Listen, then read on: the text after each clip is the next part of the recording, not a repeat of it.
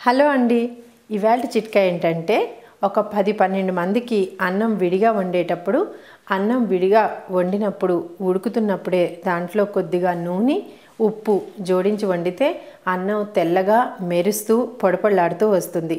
అన్నం ముద్ద కట్టేస్తుందన్న భయం అక్కర్లేదు.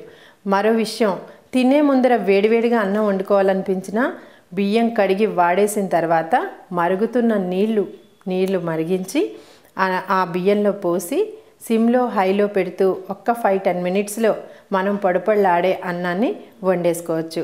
సో తొందరగా ఎక్కువ మందికి వంట చేసేటప్పుడు ఈ చిట్కాలు గుర్తుపెట్టుకుంటారు కదూ.